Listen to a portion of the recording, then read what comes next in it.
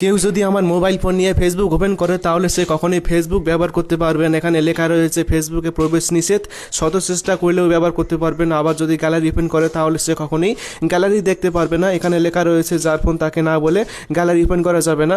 আবার যদি ইউটিউবে আসে তাহলে সে ইউটিউবের কোনো ভিডিও দেখতে পারবেন। এখানে লেখা রয়েছে ইউটিউব খারাপ হয়ে গিয়েছে।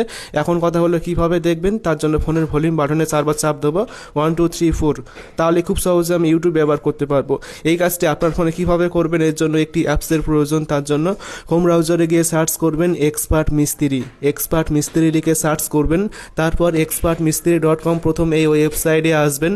তারপর সার্চ আইকনে ক্লিক করে সার্চ করবেন ওপস OOPS এই লেখাটি লিখে সার্চ করবেন। সার্চ করলেই দেখবেন যে এইরকম একটা পোস্ট পাবেন। এই পোস্টে ক্লিক করবেন, তারপর এখান থেকে ছবি এবং অ্যাপসটি ডাউনলোড করে ওপেন করবেন। ওপেন করার পর এখন আপনি নেক্সটে ক্লিক করে ফোনের ভলিউম বাটনে 4বার চাপ দেবেন। তারপর নেক্সটে ক্লিক করে আবার 4বার চাপ দিয়ে কনফার্ম করে অ্যাপটির পারমিশন দিয়ে দিবেন। তারপর যেখানে 4বার চাপ দিবেন, তারপর উপরের অ্যাপ লক অপশানটি অন করবেন।